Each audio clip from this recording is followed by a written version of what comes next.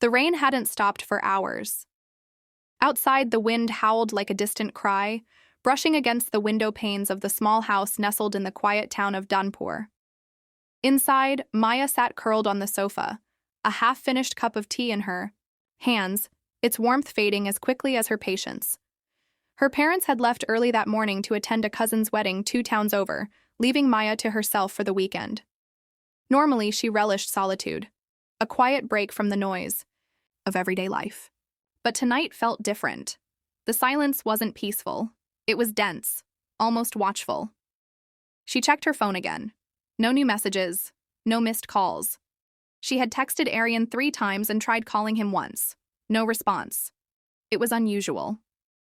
Aryan was always quick to reply, especially at night when they'd talk for hours until one of them dozed off.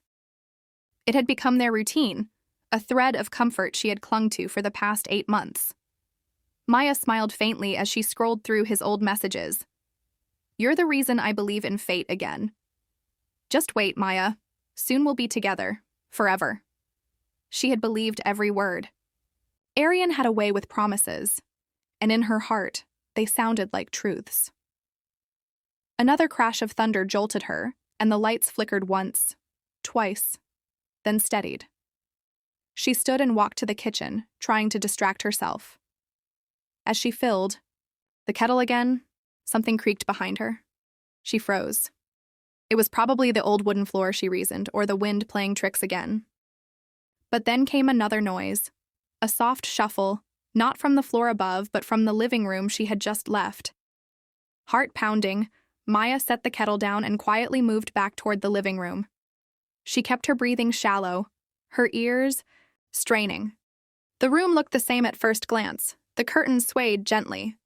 The television, still on pause, displayed a frozen scene from the movie she'd abandoned an hour earlier. Nothing out of place, until her eyes caught a flicker of movement in the mirror across the hall. A shadow, a figure. Someone was sitting on the couch, someone she hadn't seen before. Maya's chest tightened. She took a cautious step forward and stopped just outside the living room entrance. From where she stood, she could now clearly see the back of the figure. A woman, relaxed, as though she belonged there. The woman reached for the remote and paused the movie completely. Then, without turning around, she said, "I was wondering when you'd notice." Maya's breath caught in her throat. Her voice came out as a whisper. "Who are you?" There was a pause. Then the woman replied, still calm, "Someone who knows Aryan very well." Maya gripped the wall for support, her mind racing with questions she couldn't yet form. The rain continued to fall, heavier now. And just like that, the night was no longer hers alone. Maya stood frozen at the threshold, her fingers digging into the doorframe. The woman on the couch turned slowly, revealing a composed face with striking features, confident eyes, a faint smile that seemed both warm and knowing. "I'm Priya," she said, as if that explained everything. Maya's voice barely rose, above a whisper. "How did you get in?"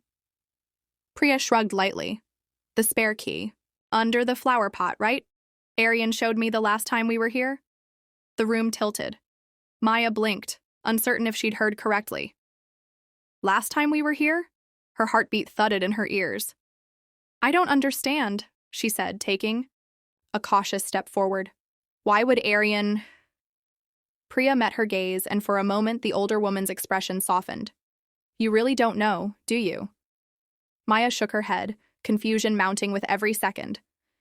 Priya stood and walked to the window, drawing the curtains closed before facing her again. "I thought he told you everything," she said quietly. Maya swallowed hard. "Told me what?" Silence hung in the air, broken only by the sound of rain tapping against the glass. "Aryan and we've been together for over 2 years, Priya said, her voice steady but heavy. "We were even engaged once. He called it off 6 months ago, said he needed time, clarity. Now I see what that really meant." Maya stumbled back a step, her breath catching. Her thoughts churned in frantic circles, each one more disorienting than the last. She clung to disbelief, tried to summon some rational explanation, but it slipped like sand through her fingers. "I don't believe you," she said, though her voice lacked conviction. "I didn't either," Priya replied. "Until I found your name in his messages. The late-night calls, the way he smiled at his phone when he thought I wasn't watching. I kept quiet for weeks. But tonight, I had to know." She pulled out her phone and held it up. On the screen were screenshots. Dozens of them. Conversations between Maya and Aryan. Words Maya had once read with joy now stared back at her, like cruel echoes. Maya's knees gave slightly, and she sank onto the armrest of a chair, trying to steady herself. I thought he loved me." Priya's voice dropped. "He made us both believe that." There was no anger in her tone, only exhaustion.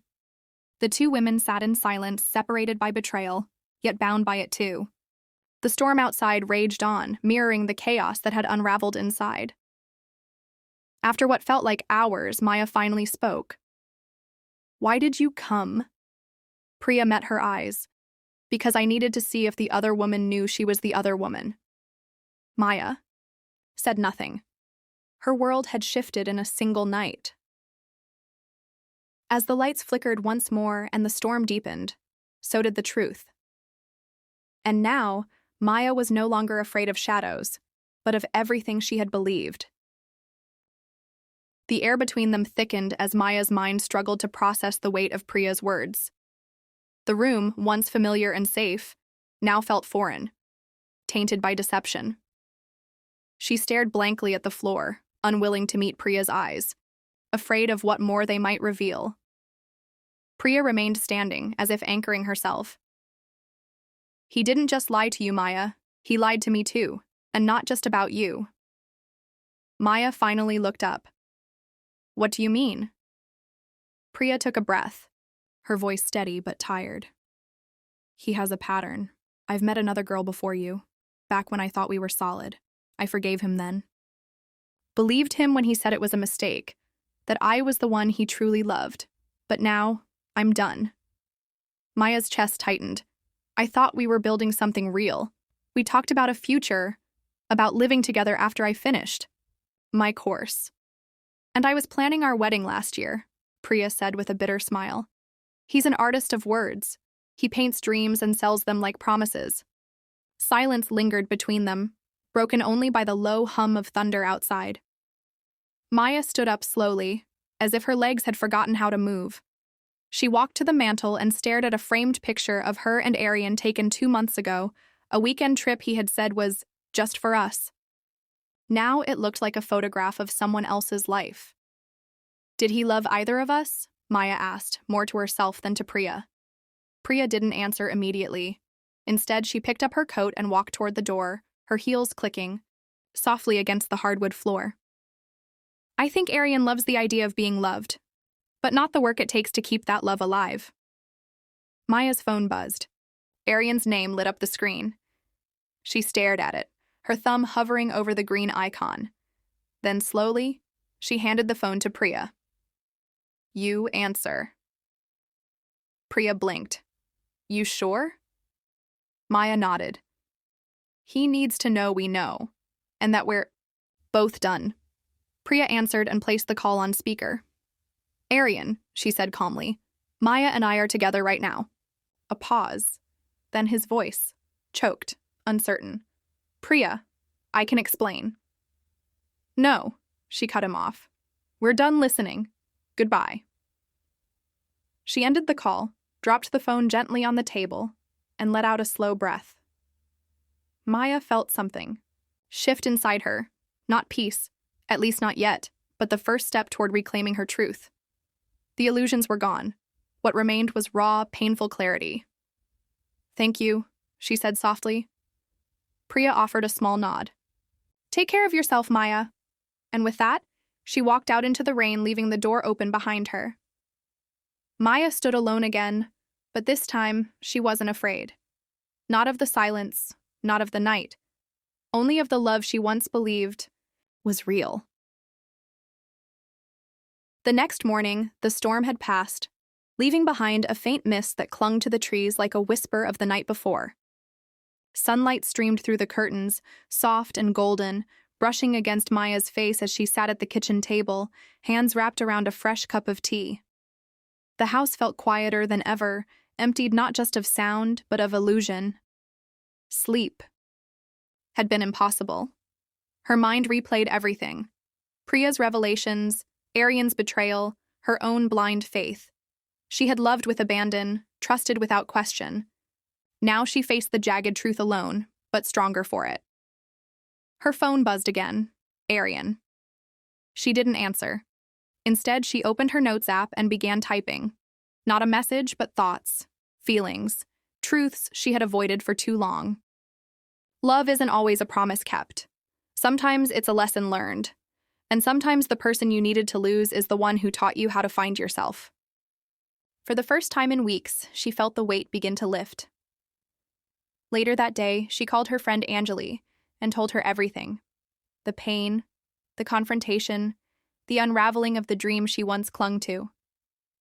Anjali listened patiently, her silence not empty, but supportive. When Maya finished, her friend simply said, "You didn't lose, Maya. You just stopped giving your love to someone who never deserved it."